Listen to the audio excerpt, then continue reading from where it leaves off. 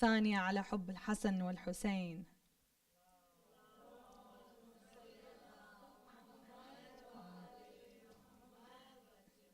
And the third in your loudest voice is salawat والإمام الحجة.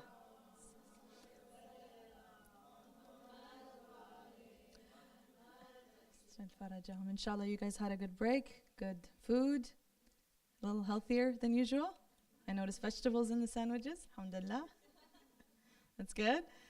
It's more probably than I've had this whole weekend. I'm joking. Alhamdulillah.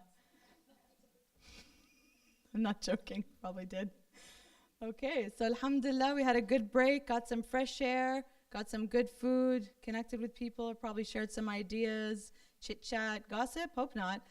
But it's all good. It's all good, alhamdulillah. So now what we're going to do after learning about what mental health is, what counseling is, the issues in the community.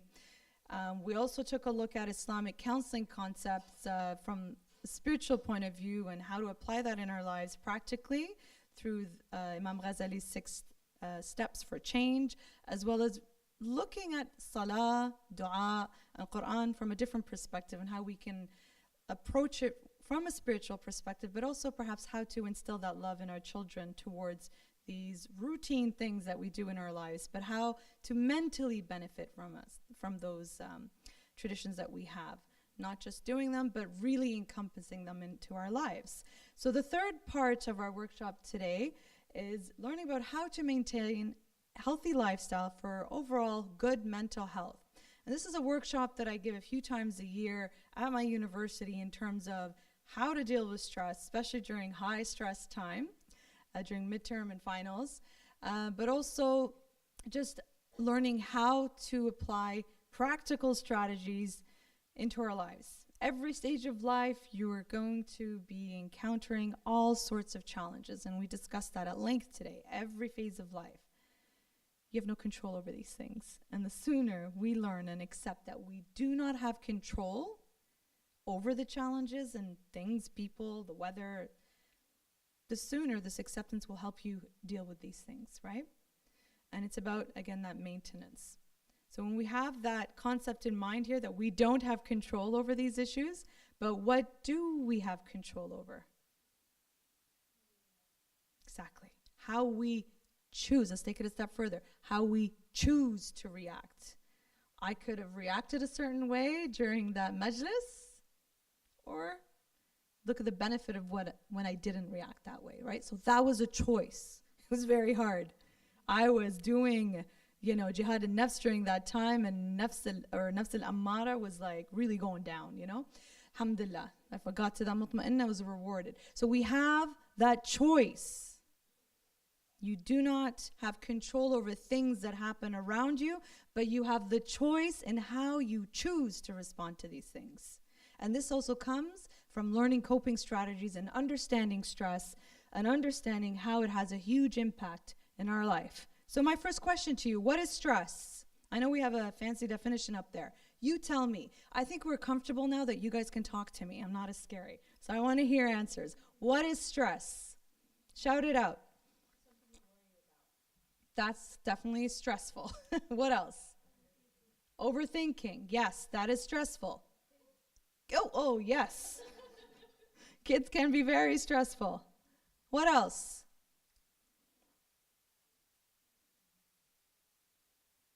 What is stress? Right?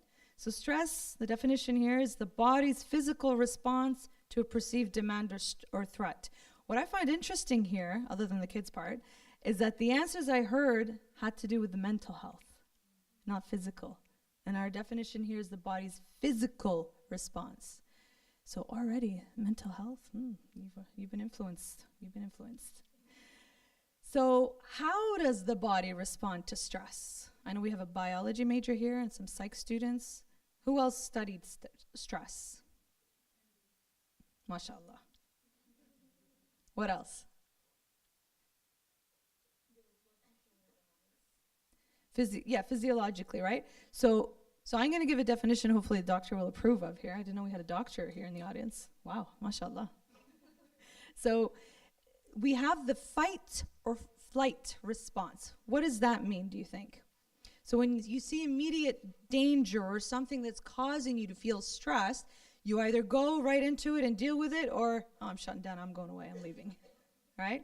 And this can also mean anything. Like, a good example is your wife is about to fight with you. What do men usually do? Sorry, that's just the first example that came to my mind, right? Shut down mode, like just not responding, right? It's that fight or flight. You know, and we'll just nod and smile, right? No. But this is how our body would react, right? So what happens physiologically is, together the hormones that we have, so adrenaline and cortisol, there's a release of that into our system, right? And it starts affecting different parts of your body, including increasing your heart rate. You mentioned that, right? Increasing the breathing, right? So, and breathing like from here, not from your belly, belly breaths. So increases muscle tension, increasing your blood pressure, right? Increasing the secretion of insulin to liberate energy, and increases blood flow rather to the brain, lungs, heart, and muscles. So that's why you hear stories, for example, of people, ila samahallah, they get into a car accident, right? By the way, is it on? Yeah? Okay. So you get into a car accident, and then you hear about these people having these superhuman force and power to lift, something like that. And then so you wonder, what happened? Did an angel come and lift the car with them? Perhaps, who knows, the power of dua, right? But at the same time, this is what happens physiologically. You get this increase of adrenaline that gives you this kind of energy that can get you into that mode of fight or flight, right? So during chronic stress, what happens is, when you have the overexposure of these stress hormones into your body, starts attacking different parts of your body and organs, your immune system goes down. When your immune system goes down, what happens? You get sick, right? Easy catch flus, bronchitis, or whatever, it affects you. What else? All of these things.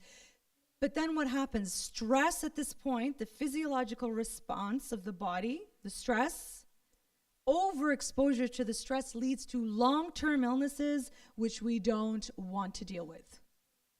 Okay? So these long-term illnesses could range to a variety of things that are irreversible. Some of them are irreversible, including suicide when it comes to mental health. Okay? So, stress, again, is the body's physical response to a perceived threat. You either fight or flight, excretion of hormones into your body. Long-term exposure of these stress hormones can have long-term effects on your body, such as these challenges here. We don't want to be dealing with these. The reality is, we will. We'll have some strategies, inshallah, throughout this workshop to help you reverse some of the effects before it gets to the irreversible. So, the signs of stress, of course, are things that we ignore. Our body is brilliant. We just took a look at a few things earlier in terms of how the mind and spirituality. If you look at the science involved with the body and how our body sends us signals, it is amazing how it works. Our body will send you these signals to tell you, hey, you're in trouble. Things are happening with you. Pay attention. Listen to me. Over here, over here. And what do? We ignore, right? Sometimes you ignore, you're just saying, whatever, I just have a cold, or I'm just sick, or, I'm just feeling stressed. But chances are it could be something serious, and you don't want to completely ignore that, and you go see a doctor, right? That's what you got to do. So again, what are some sources of stress? Stress minus the S up there. But what are some sources of stress around us? Could be the physical environment, right? Traffic, bright lights. These are things that will impact us. The cold, the heat. The cold in Ottawa, we hit minus 35 Celsius. What's that in Fahrenheit for you guys? Minus 80? Fahrenheit, yeah, around there. That's cold. And then we have snow that's up to here. I kid you not. We have snow that can, so that's pretty stressful. I have to clean it, driving, all of that. Here's the opposite I hear, huh? The heat here can be quite maddening, of course. The physical environment has a huge impact on stress, of course.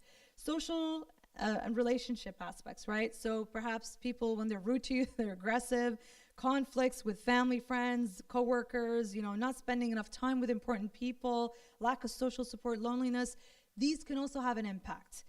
Financial issues, all about the money. That can cause a lot of problems as well. And I hear this is pretty common when we're dealing with marriage as well, where people are getting along, they want to get married and whatnot, but then families get involved with money and class and status. And these are issues that we have in all of our communities when it comes to these things, right? But financial can be, of course, be attributed to the daily issues of bills, cost, making ends meet. It can be very challenging sometimes.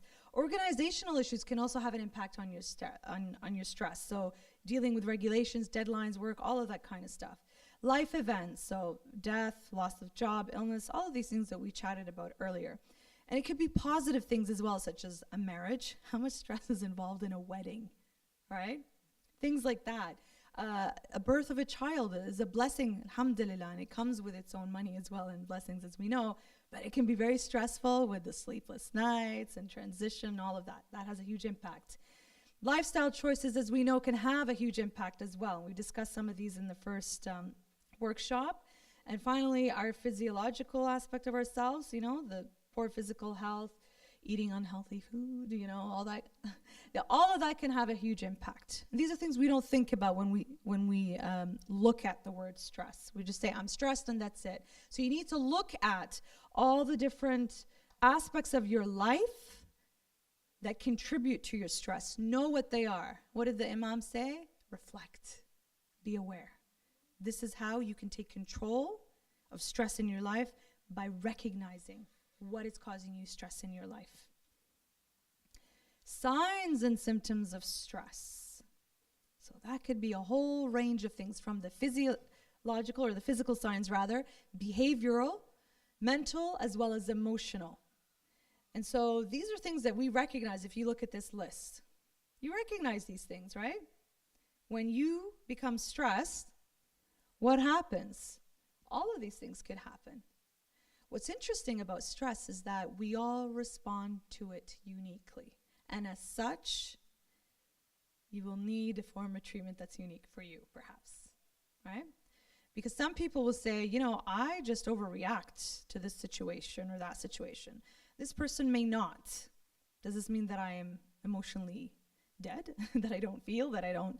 No, it just means that you have different ways of responding to things, right? The intensity. We'll come back to this in a little bit. I want to take this a little bit further to understand demand as a source of stress. So what is that? What does that mean? So I always play around with this one and I say it wrong, so I want to make sure I say it right. So demand as a source of stress means that the perception of not having enough resources to meet that demand, right? So in your mind, I don't have enough time to finish an assignment. I don't have enough time in the day to get things done. I don't have enough resources or support around.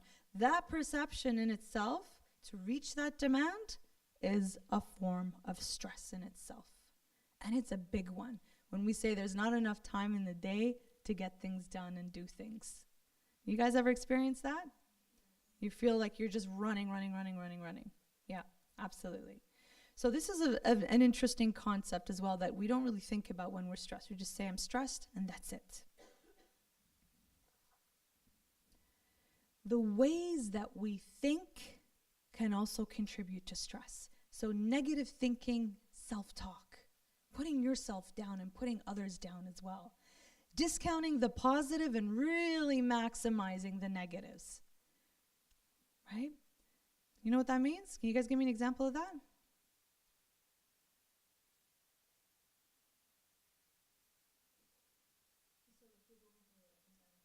Right. Spiritually, we're told in Islam that illnesses are for our betterment in the afterlife. We're given cancer by science, but we tend to think of the suffering that's happening in this world and not think of the positive things that will come from it. So we tend to put in the negative and not the positive. And what does the Prophet sallallahu alaihi wasallam says? Tafa'alu bil khair tajiduna. What does that mean? It means think always in the positive, you will find it. Right?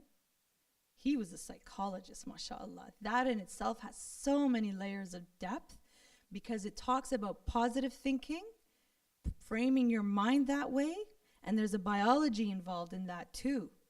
And the release of the hormones and the chemicals and so many studies have been done about looking the effects of these things, how positive language, energy, and thinking about things positively, what it does, like what happens inside the imagery inside of the brain and the release of the hormones, and how you eventually feel it. Have you heard of fake it till you make it? Another example, smiling and laughing when you really don't feel like it. What's going on there biologically? What do you think is going on there? You're not allowed to tell us.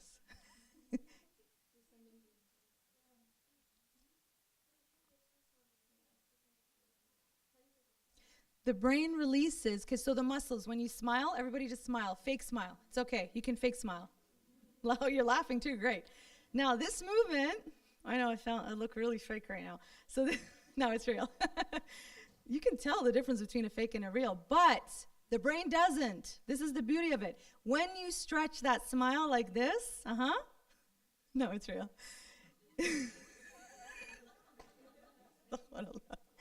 Anyways, so when you're smiling, the fake smile, when you're doing that, just like it was real, the brain thinks that you're really smiling and something is funny. It releases the hormones associated with happiness and laughter. Then you feel it. Fake it till you make it. So even if you don't feel like it, try it. It can help. So, and it's contagious, right? It is. Like emotions are contagious.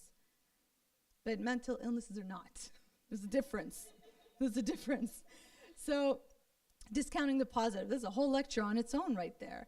And the beauty, again, with the hadith of the Prophet, thinking and being positive, you shall find it. It's so beautiful when it comes to these. So other ways, negative now, back to the negative. So overgeneralizing, overanalyzing, we have to say it. As women, we sometimes use language that contributes to that. You always do this. You always leave this. Never. I'm hearing over here. Yeah. So these words, overgeneralizing like that, they also cause a lot of stress. We need to pay attention to the language that we use. So pessimism, being negative. Have you heard of the expression Debbie Downer? Okay, you guys have that too, so it's not just Canadian. Okay. Yeah, so things like that, being pessimistic. Again, the opposite of what the Prophet's teaching us about optimism, right? So overanalyzing, I heard that one earlier, is constantly just thinking negatively and just not leaving something, just let it rest sometimes. So self-criticism, blaming yourself, exaggerating, perfectionism. I see that a lot with students. They will not hand in assignments on time, even though they've completed it, because it hasn't reached their level of perfectionism that they wanted. And they lose marks on that more than had they handed it in like that. What else could be in terms of perfectionism? Yeah. Obsessive-Compulsive Disorder goes to that, right? So I see that a lot when it comes to Muslims dealing with najasa and tahara. You guys seen that too? Yeah. Awfulizing, catastrophizing, rigid black and white, not being flexible, going with the flow, things like that. So the way that we think can also have a huge impact. So we looked at the physical, right? We looked over here. We looked at the different, physical, behavioral, all of that. We looked at the environment and all of these aspects. But the way that you think can also contribute to stress. Be mindful of that. So let's have fun right now. Everybody got a pen?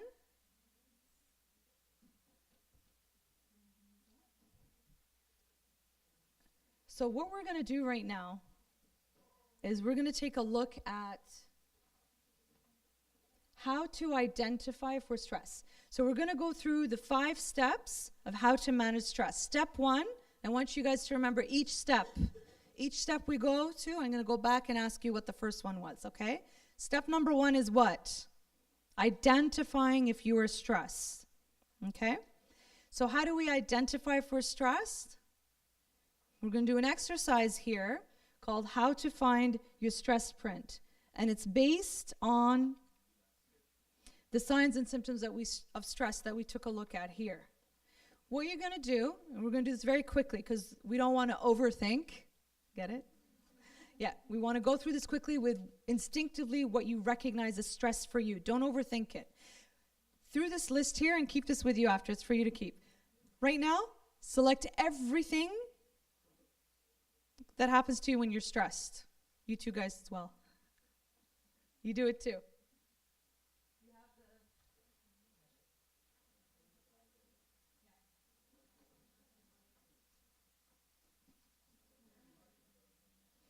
So just go through it quickly. Whatever you experience, just check it off.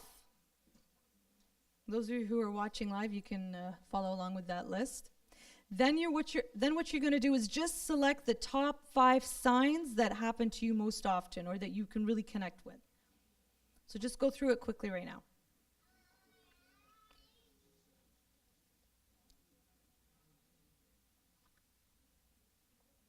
Don't spend a lot of time thinking about it.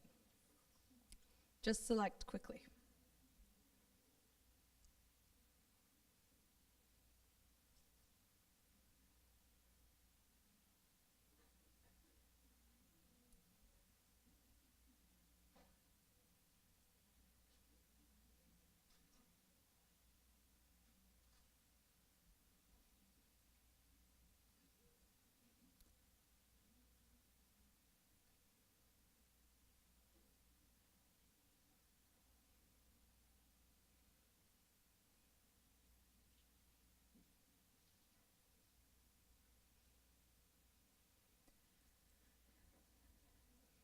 You recognize these things happening to you?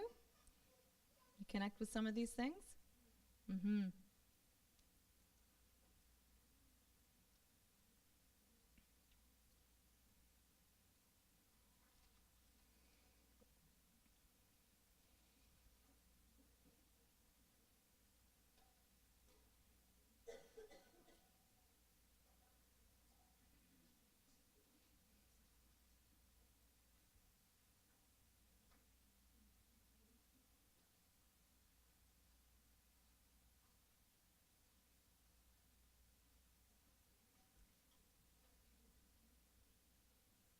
We're all good? You selected the top 5 that happened to you? Now I'm going to pick on people, okay? Just saying. All right. Volunteer. I will start. I didn't do it, but I will start. You guys already know one thing about me, right? I disclosed the Karbala'i temper. So yeah, I already know this, so I'm just basically going to tell you. My stress response is anxiety. All the symptoms of anxiety, and I've known this about myself but not understood what it was since I was a teenager. I used to have panic attacks, and I didn't understand why. You guys know what panic attacks are? What are they? Yeah, and then shaking and heart racing and even fainting, and I didn't understand what was going on. And I got sent from one cardiologist to the next because I had a panic attack one time in my algebra class. Everything was fine, but algebra triggered a panic attack. Ooh. And I had to go straight to the hospital and then sent from one specialist to the next. I saw a cardiologist. I saw a neurologist. I saw a hemoglobin specialist. And finally got sent to an Indian cardiologist who took one look at me and my dad next to me. Back off, Dad. Too much pressure. There are no heart issues here. And my dad, God bless him, what he was trying to do is just get me through school to get into medical school, pressure that way. He's a PhD in physics, so you can imagine the pressure I felt taking algebra and physics. So that's how I understood that I respond to stress with anxiety, heart racing, jitters, and all of that. Whenever I get stressed, till now, some of those symptoms happen. But I don't have the full panic attacks anymore because I learned how to manage and deal with them. So I disclosed something here. Your turn. What are some of your stress symptoms there? Just somebody read off for me the 5 that they experience. I guarantee you other people have the same ones. Very similar. Go ahead.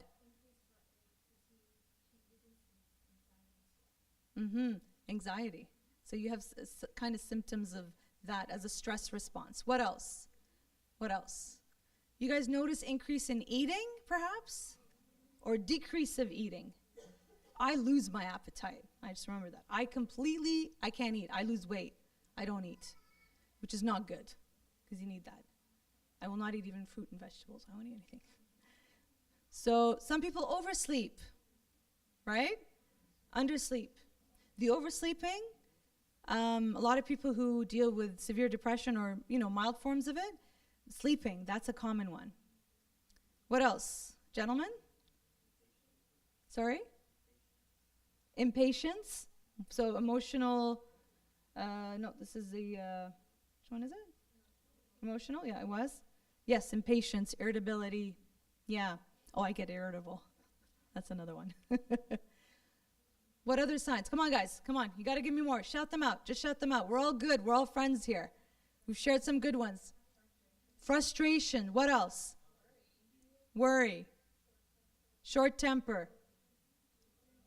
Fatigue. Muscle aches. So physical. Yeah. What else? Headaches. Yes. Swearing. Yes. Feels good though after you swear. You shouldn't be doing it, but it feels good because you're releasing, right? What else? Going blank. Exam anxiety, right? Just shut down. Your brain shuts down. Few more? Concentration, definitely. That's a big one. Focus, concentration. I noticed that one too myself. I just lose concentration. What else? Crying. That's a big one. I see a lot of people, men and women, believe it or not, will come into my office and the tears just flow. They don't understand why, but it's the body's way of releasing. Now, the whole point of all of this, what we're trying to do here is to understand our body's response to stress. Because we don't want to use the term, I'm stressed. That doesn't make sense. What does it mean to you? When you reflect and you understand how your body works with stress, then you start taking control to managing it better. Okay? So keep all of this in mind as we go through the next few steps, because you're going to write down here at the bottom what your distress plan is. Don't really like that term. I'm going to change it. Maybe my stress management plan. How's that? Right? So recognize that your body is sending you signs and symptoms, or rather signals to getting your attention, just like on your phone, you get alerts. Your body is sending you an alert. Your brain is incredible, subhanAllah, and it's sending you these alerts in the form of these manifestations here so you can do something about it. This is what I was talking about earlier when you don't take care of the long-term exposure of the stress hormones in your body. It can handle, because stress can be good sometimes. Like when you have a happy event and you're doing work and you're getting something done, that stress will push you. The adrenaline will push you to get things done. But then overexposure long term, it gets to irreversible illnesses sometimes, right? And then you're ignoring these signals that your body's trying to tell you, like do something. If not, you're going to get a panic attack. If not, you're going to go to deep depression. If not, you're going to have negative thoughts, which could potentially lead to suicide. You understand? If you don't take care of your stress at the beginning when your body's sending you signals, then it gets into mental illnesses later on. This is taking care of your mental health before they turn into illnesses if they're triggered. What's fascinating biologically is that some of us are pre-wired. We are predisposed because of our family genetics, right? Just like we would with physical illnesses. Why is it the doctors will ask you, is there family history of heart disease? Is there a family history of diabetes, right? Now they ask questions, is there a family history of mental illnesses? Because that could be triggered later on in life. Does that make sense? This is a crucial point here. All right. What was step 1 again? Step 1 in how to manage your stress is identifying if you are stressed. Memorize it. Burn it in here. Copy it in here. Download it. The downloaded? Yeah. Step 1, identify. How do you identify? What we just did. Recognize your stress responses. Step 2, identifying what the stressors are, okay? You want to look for the cause. People around you can help you with this one as well. So stress is usually related to a change of some sort, right? Look at the changes in your life the last few weeks. What is causing you stress now that wasn't there a few weeks ago? Go back, think. Ask people around you, family, if they notice anything around you, what's different, right? Look at when perhaps these issues started happening. And then ask their opinion if you can't figure out exactly what's going on. What was step 1 again? If you are stressed, right? With your stress print. Oh, by the way, with the stress print thing, you know how you have your own unique individual fingerprint? You have your own unique stress print. And that's what we just did. Remember that, my stress print, okay? So step 2, identifying what the stressors are around you. What is causing you to feel this way? So step 1, if you're stressed. Step 2, what the stressors are. Step 3, reason. Okay? What is the reason? Well, we're going to be good at this as Muslims. If you guys remember the last workshop. Reflect, introspection, awareness. You want to do some introspection. You want to ask questions such as, how is this event or situation threatening or demanding of me? What's causing me to feel this way? Why is this a threat for me? Why is it a problem that it's 35 degrees outside or 80 Fahrenheit? Why is that a problem? That's a deep question, right? Why is that a problem? So ask these questions for yourself. Why is this situation causing me the stress, right? So sometimes this can be a conflict. Why? I'll give you an example. Somebody lies to you, all right? Somebody lies to you. You find out afterwards it was a lie. What do you feel over here? Like that part, that nafs part that we always keep pointing to here. How do you feel? Betrayed? What else? Anger, irritability, all of these negative feelings, right? But why is that an issue? Because it's a conflict of values. Does that make sense? Right? You're being lied to. It's a disparity for you. It's important for you. Honesty is important. That value of yours is being conflicted. It's being attacked. This is causing you to feel stressed. Does that make sense? So always look for the root of why is this issue? What about this problem is causing me to feel this way? This is, again, taking control of the situation. How? You can't control that this person's lying to you, but that discomfort you feel, that form of stress, you have control over working through it and processing it and understanding why it's causing you stress. That's pretty powerful, wouldn't you say? What was step 1 again? Identifying if you're stressed through your stress print. Step 2, I want to hear the men, please. What's step 2? Thank you. Identifying the stressors. And 3, the reason. Step 4, selecting a strategy and applying it. And there are 3 levels. Level 1, if you can do something about it right away, do it. For example, unhealthy eating, an apple a day will keep. Simple. You can do things like that. Again, kun fayakun. You put it in your mind, you do it. You can, right? I always tell students, hey, you've done it already. You come to see a counselor. That's the first step, right? There's something you can do about it right away. You've come. Let's work now on the rest. What else do you think that you can do to apply this concept at the first level? What can you do? You don't have to share this. It could be personal. But think of this question. What can you do in your life right now that is causing you to feel stress? What can you do to change that? And if you're brave and you want to share, that would be wonderful. Yes.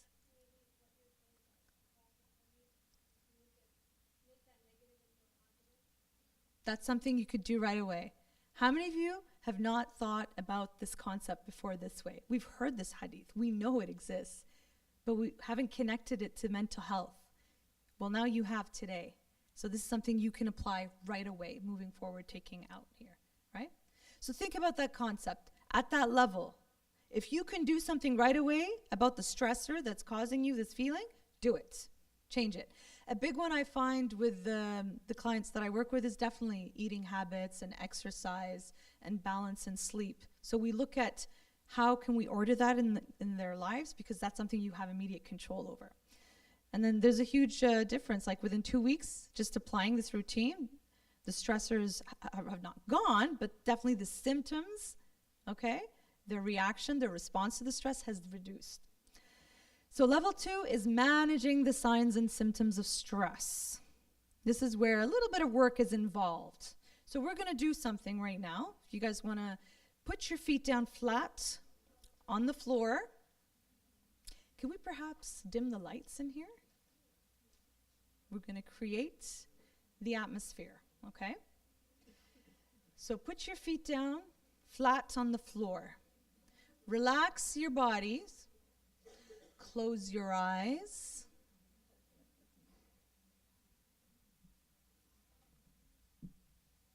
Close your eyes. So relax your body, relax your shoulders. I want you to listen to my voice and what I'm going to say, and I'm going to use mind control here. No, I'm joking. Just relax.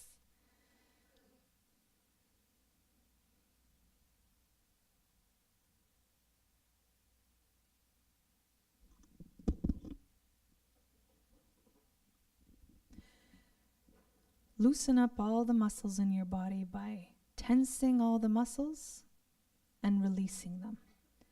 Tensing all the muscles and releasing them. Squeeze every part and muscle of your body.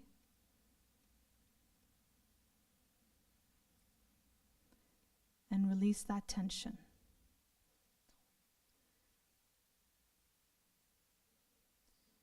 Tense the muscles of your body, and your shoulders, your arms, your hands, your legs, your feet, all the way down from head to toe. Tense the muscles and release. Now we're going to start breathing by breathing in through your nose deeply. We're going to count up to 4. 1, 2, 3, 4. It's kind of hard at first. You're going to hold your breath. You're going to hold your breath.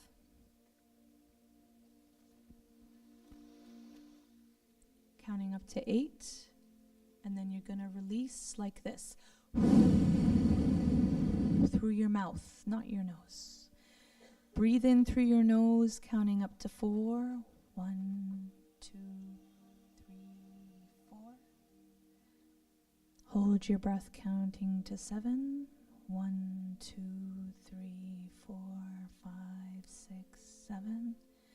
And release, counting up to 8. 2, 3, 4, 5, 6, 7, 8. Breathe in through your nose again. 1, 2, 3, 4. Holding your breath.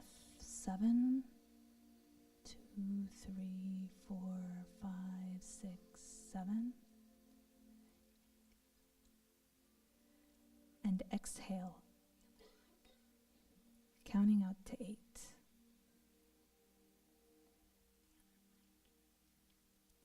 Now, follow your own rhythm with what we've started. Breathing in through your nose and exhaling out through your mouth. Keep breathing.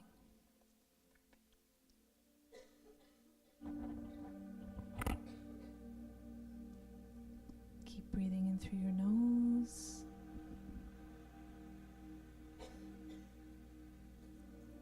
Holding and releasing. Follow your own rhythm.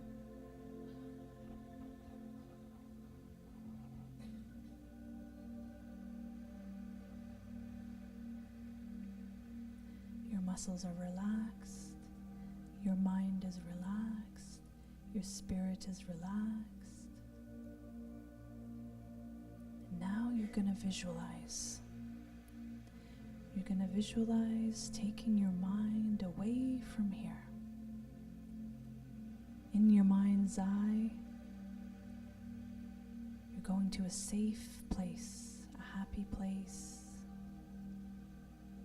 a place far away from here. Could be up in the clouds, could be by the ocean, could be with the beloveds on our ziyarah, could be wherever gives you that serenity and that nafs al-mutma'inna.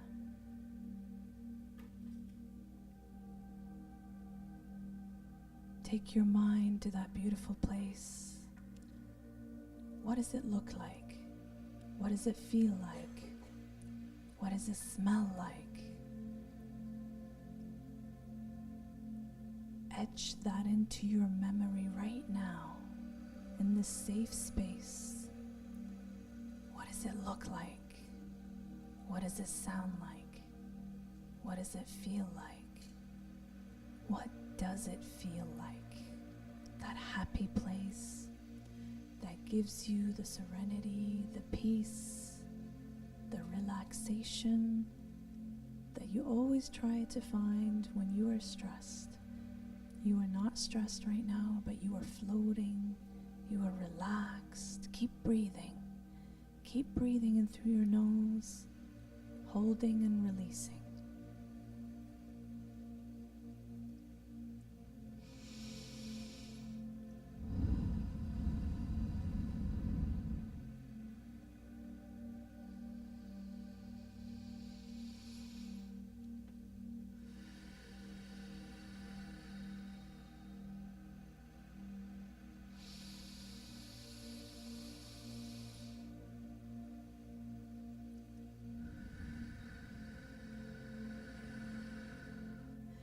Release and exhale through your mouth, not your nose, your mouth. Now, in that peaceful, beautiful place that you are in, let it envelop you, let it surround you from the outside to the inside of your heart, your spirit, your soul. Treasure this precious feeling that you are creating right now. Memorize it, hold it. Connect yourself spiritually right now with the divine, with Allah subhanahu wa ta'ala, with the Ahl al-Bayt alayhum as-salam in this holy place during this holy month.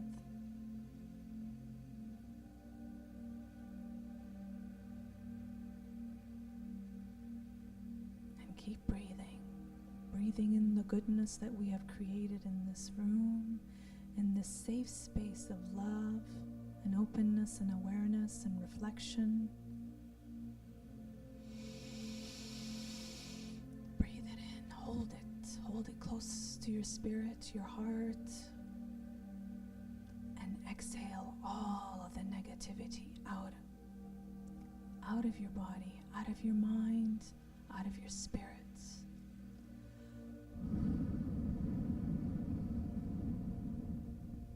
Blow it far away. You have control over this. Breathe in deeply again.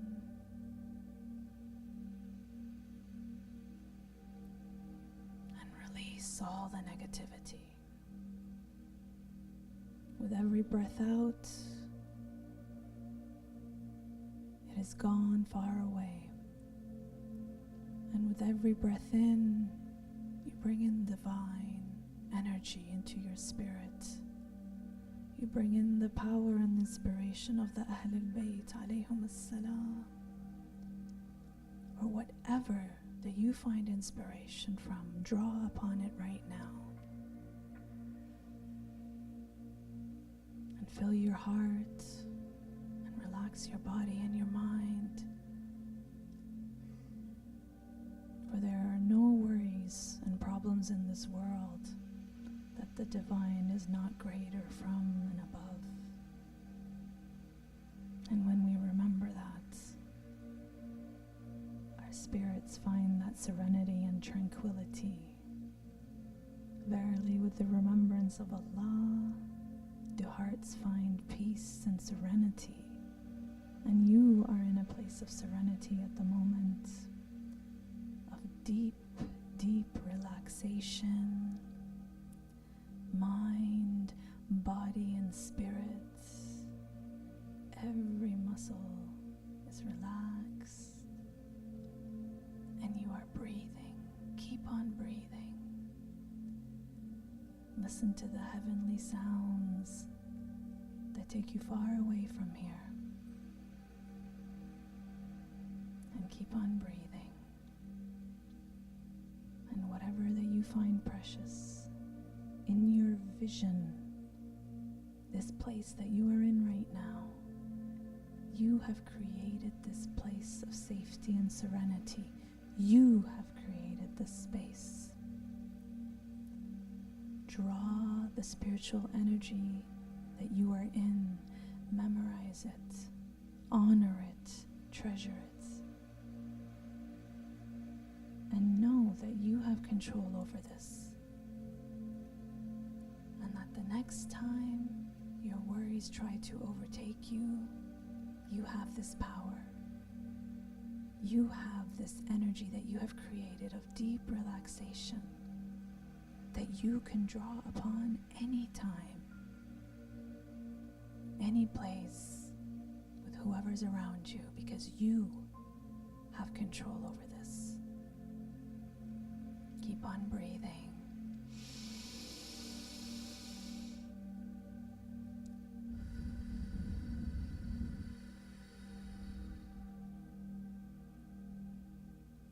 This feeling that you have created right now, this beautiful spiritual energy. Hold it close to you and know it, that you can come to this place anytime you choose, because you have that power.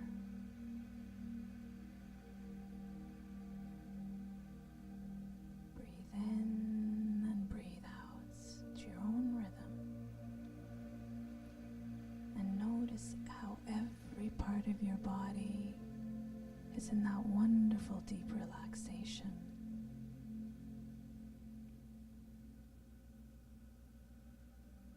You have this power of relaxation now in your hands. You are creating memories right now for you to draw upon in the future anytime you need to. You have this in your hands, in your mind, in your spirit. Now memorize the feeling in your body and start moving very slowly. Perhaps stretching, perhaps tensing and releasing again the different parts of your body. Become aware of my voice, become aware of my words, become aware of the air in here, become aware of the sounds. Become aware of everything around you, inside of you right now. And keep on breathing.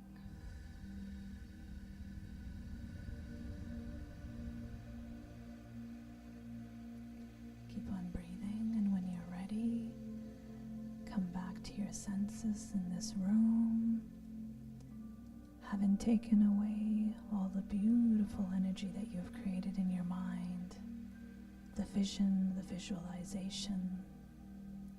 Bring it with you to the front, and when you're ready, you can slowly move again. Feel the bottom of your feet on the ground, on the floor.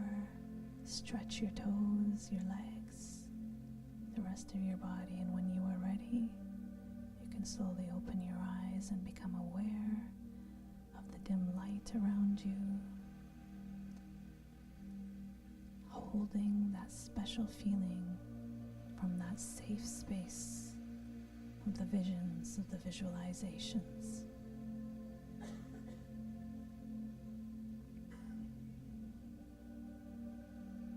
And when you are ready, you can open up your eyes.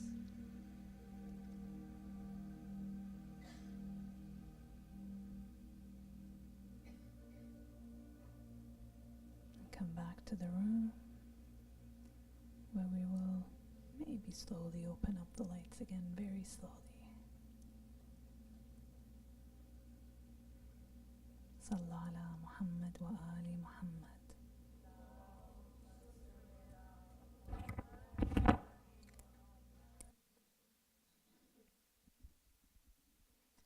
How is everybody feeling?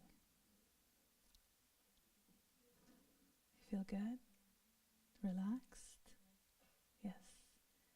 Light? Spiritual?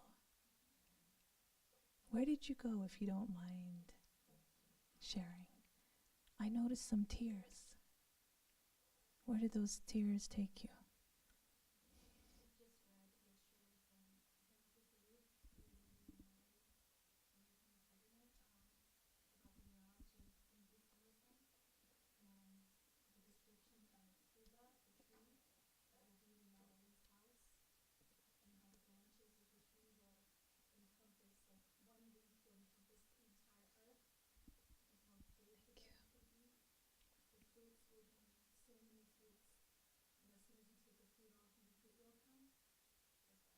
That's beautiful.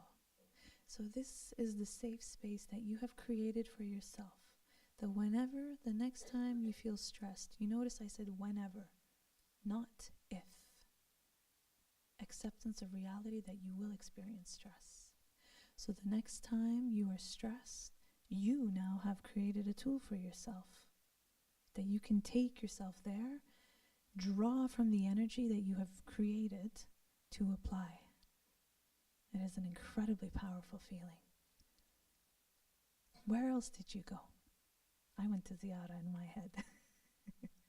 But you have the power to create where you want to go. The walk from Najaf to Karbala. Tell me about that. What was it for you that created that beautiful energy?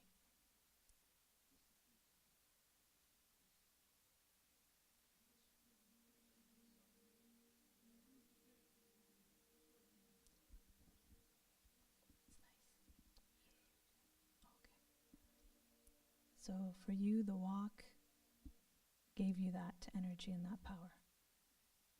Amazing. Where else did you guys go?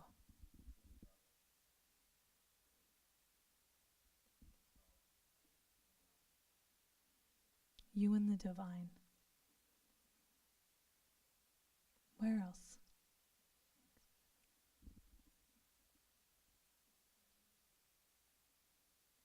I knew that right away. For some reason, I connected with that immediately when I heard you. Immediately. We're kindred spirits. What we did right now was a combination of the breathing relaxation technique, the progressive muscular relaxation technique, meditation, and visualization. We did it all together. It's one of my favorite exercises to do with people because I just love seeing the looks on everyone's faces when they're off in their special place. And when people tell me, I don't have time to relax, I don't have time to take care of my stress, I don't have the time. Well, we just proved you wrong right now by we spent 10 minutes, this can be done in 5 minutes as well, to create that safe space for you and feel relaxed. You can create that for yourself. And you saw how powerful. Now, was there anybody in here who didn't feel it? Amazing. There's always one or two that just sit there and stare at me like, what is she talking about? It happens every time, so I'm so happy. Maybe because it's a full Muslim audience, I don't know, maybe. I think we really created the spiritual energy today, huh? So again, this is just to show you that subhanAllah, that you have the energy and the power to create that safe space when you are feeling stressed. So next time you're stressed, and that's why I kept repeating it throughout, because what we were doing was we were creating the brain pathways to strengthen memory and feeling. Why is it that when we remember a negative event, we feel negative? Because the brain has created the neurological pathways there to elicit that response. Again, amazing how the brain and the body work, right? But what we did right now is we created a positive memory. And you can always go back to that to draw upon that emotion for yourself. So next time you're stressed, what are you going to do? You're going to encompass all four of these, right? The breathing, relaxation response, meditation, and visualization. Okay, so it's a very powerful tool. Music, this kind of music really helps too, huh? Each time I do this workshop, I write in a relaxation response and I come up with a new one, but this is by far one of my favorite ones. And I was watching the scenes of nature as well with that. It's pretty powerful. Other things that you can do to help manage the signs and symptoms of stress have to do with touch, perhaps massage. So partners can do that, family with each other. It's very powerful. If you have with the insurance coverage, you can get a prescription from a doctor and get that covered as well, right? Go see a specialist to get that, or a Groupon or whatever. There's something about the power of touch that is incredible, and there's a whole science and research has been done with that when you hold somebody and hug them for 20 seconds, the hormone oxytocin is released into the body. You guys know what the slang term for oxytocin is? The love hormone. And I don't mean love between partners here. I'm talking love in general, right? When you hold your mother holds you, right? Or a child, when you hold your child, right? Friends, that hormone is released, you feel good. So the next time you greet somebody, you hold somebody, hold them for 20 seconds. Yes, I know they'll probably be like, what are you doing? That's weird. Explain to them. SubhanAllah. So touch through massage can be incredibly healing when you are stressed and the muscles tense and they're hurting.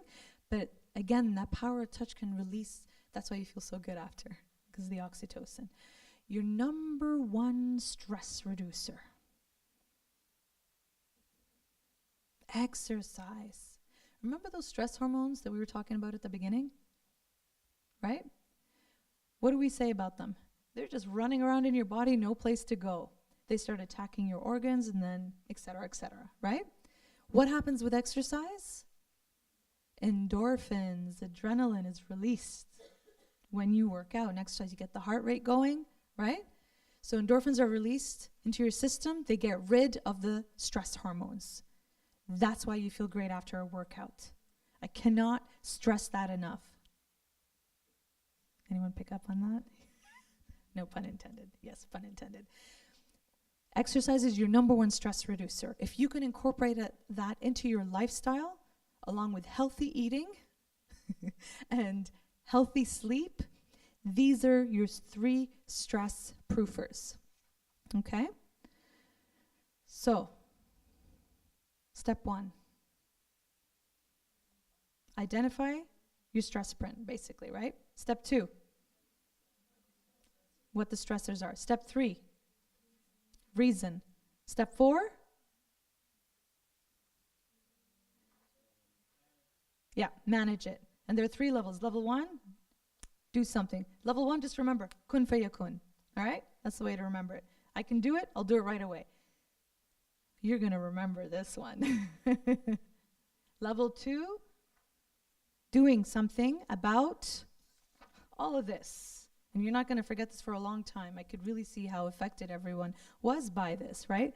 So managing the signs and the symptoms through changing some habits and whatnot, but applying strategies. And so the main things are eating well, sleeping well, and exercise. When these 3 things, remember when I talked about control? This is control right there. You control what you can eat, including fruits and vegetables. You can control your sleep, 7 to 8 hours. Children, much more than that.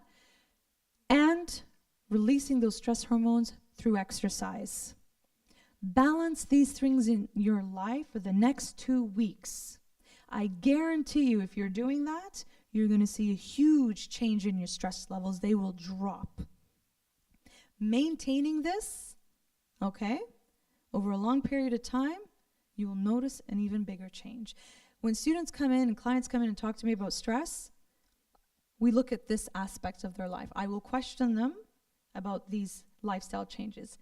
Guaranteed they're off. So we'll work on that, and we also work on the medical component as well.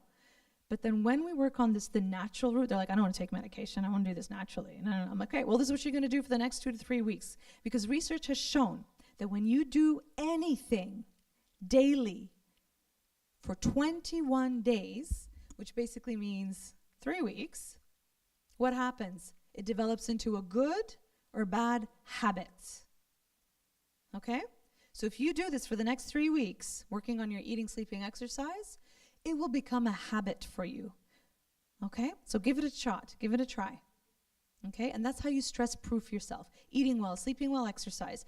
I think you guys have to probably bring me back on a whole workshop on how to eat healthy, right?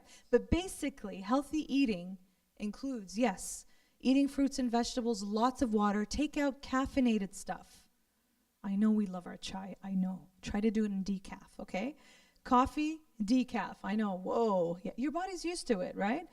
The withdrawal effects of caffeine, it's brutal. It's like a drug, basically, right? But if you are prone to stress and anxiety, these are the things that you need to be doing to reduce your stress, okay? What else in terms of food? Just like I said, lots of hydration. Get rid of caffeinated drinks. Get rid of pop. Sodas. Sorry, is that a Canadian term? Soda. Get rid of your Coke, your Bipsy, as the Arabs say. Get rid of that stuff. Bipsy. It's not Pepsi. When you've been to Ziyara, you've heard people, Bipsy? Bipsy. Pizza. Pizza? So what do you want to do instead? Lots of water.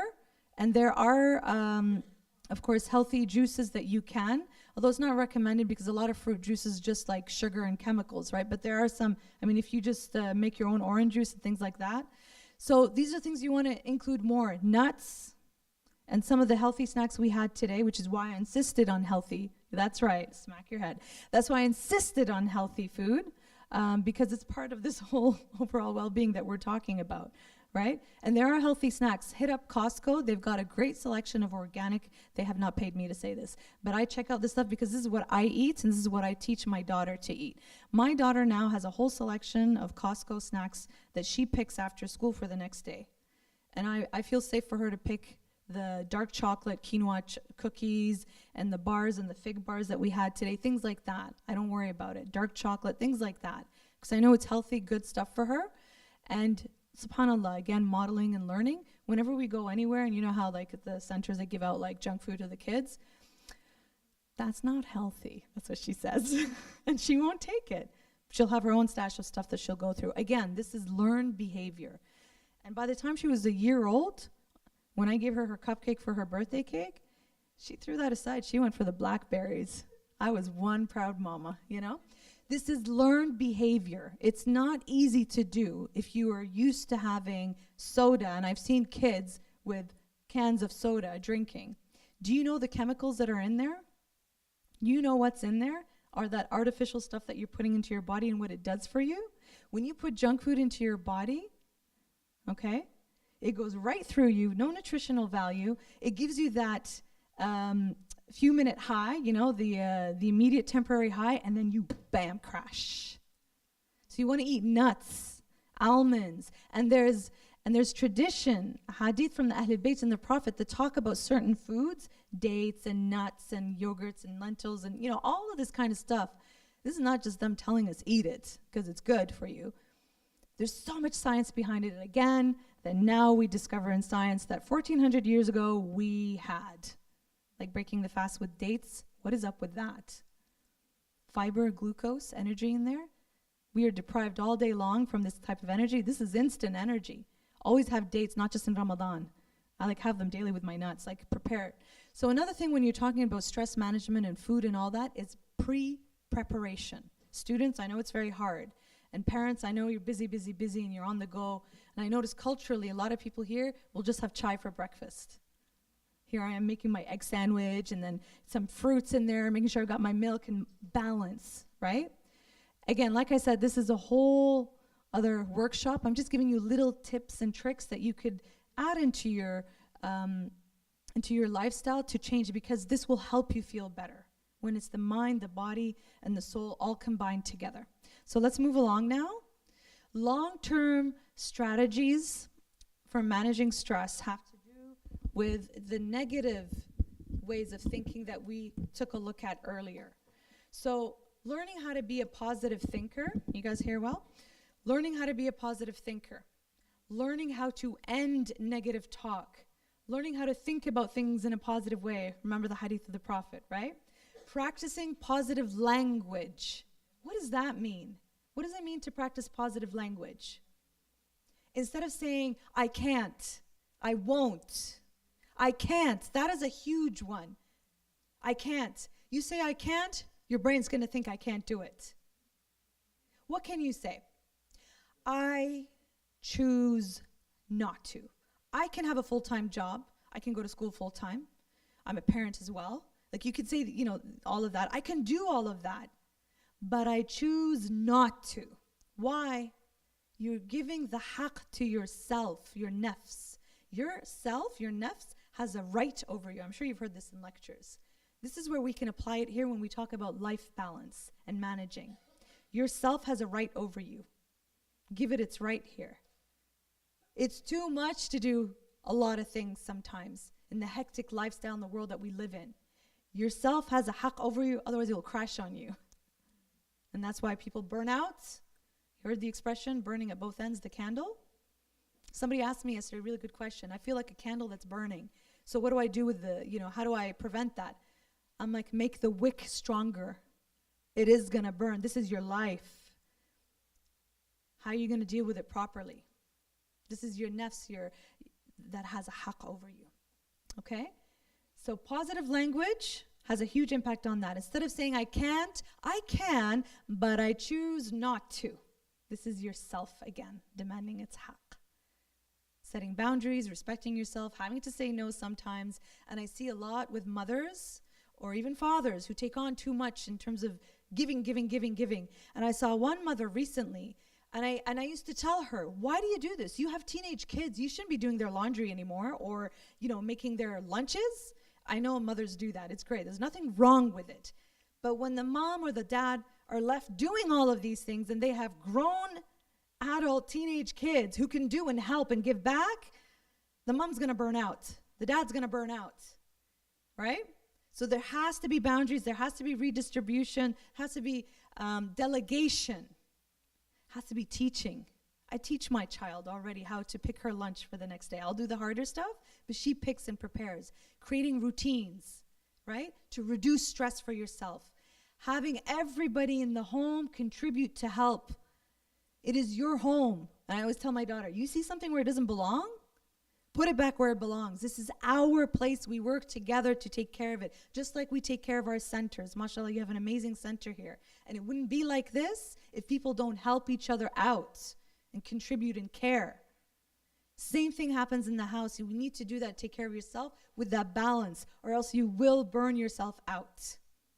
Okay? This is important. Avoid being influenced by negativity around you and others. People are going to talk no matter what you do. Right? Do you really care about what people say? Yeah, to a degree, but who do we really care about pleasing? Again, perspective, right? Disputing irrational beliefs. This is a big one with anxiety. Worry, overthinking, overanalyzing, and this triggers anxiety as well when we're constantly thinking in the negative. Relabeling emotions. What does that mean?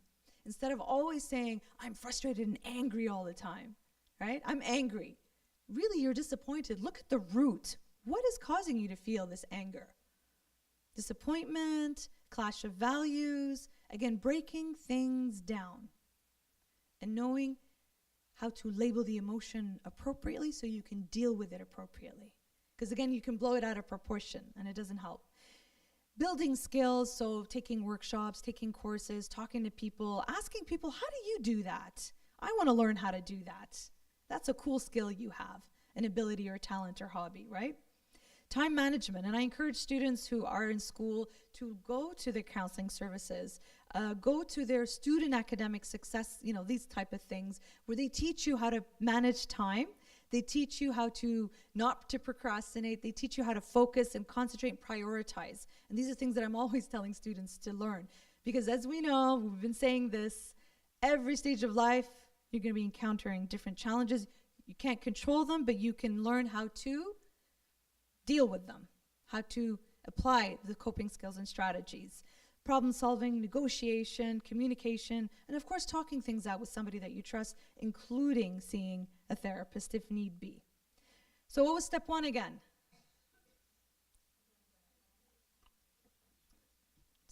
Okay, so identifying if you're stressed. Number 2, what your stressors are with stress print. Number 3. Sorry? Okay. And how do you do that?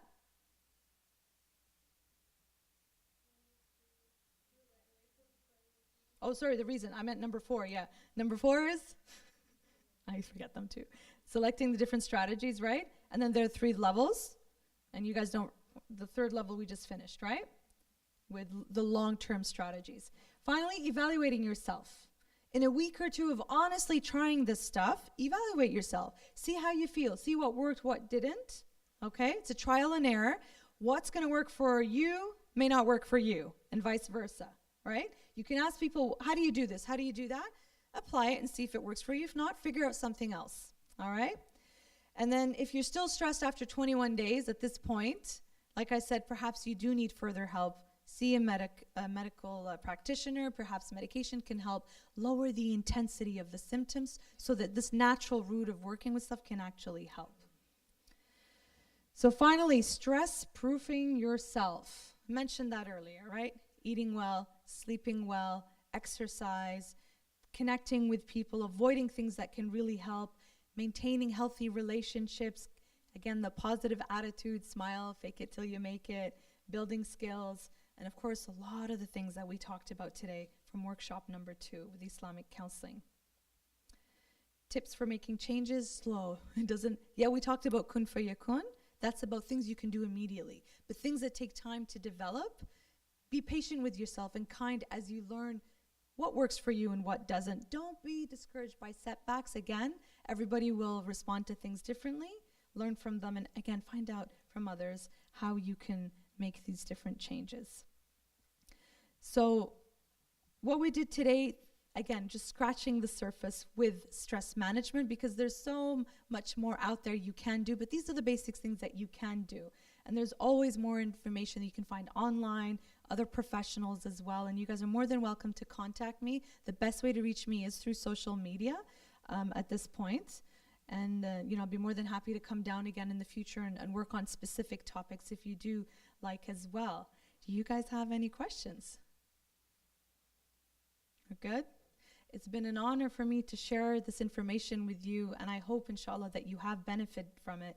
And I'd love to hear feedback. If you guys want to leave any feedback for me, you can, we have some paper in the back. You can just leave some information, any suggestions for future workshops that you'd like to learn more about.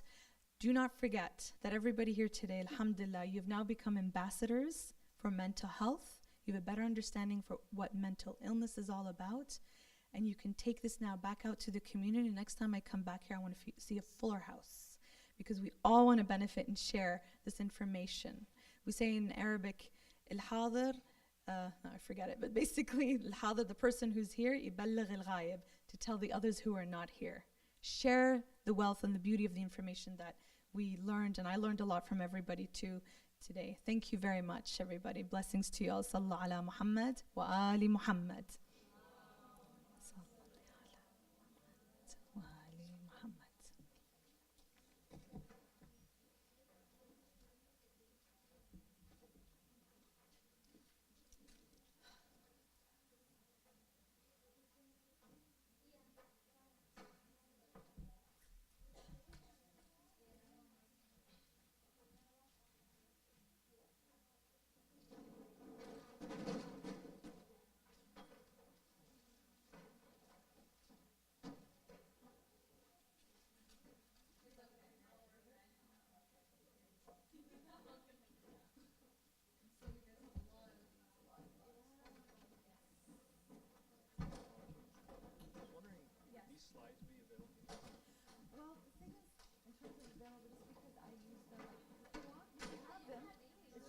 Soft copy, I'd rather not.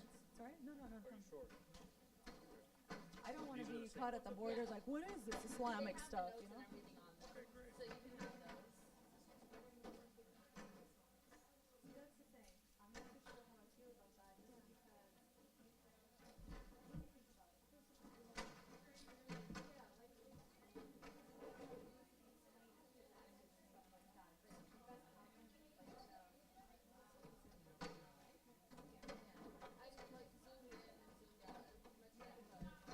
So you sure I can keep I'll get copies and Yeah. shall I get them? We'll just send them out that way. Does that work? All right. Mine needs more copies for Donna. Yes, sister. Yeah.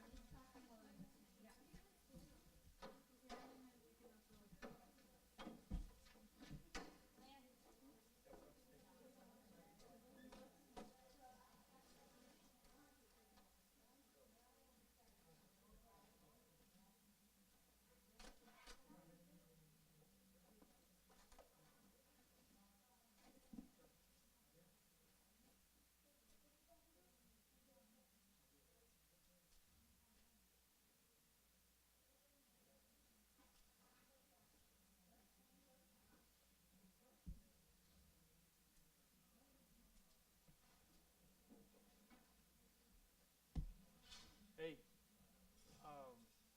table I borrowed from upstairs.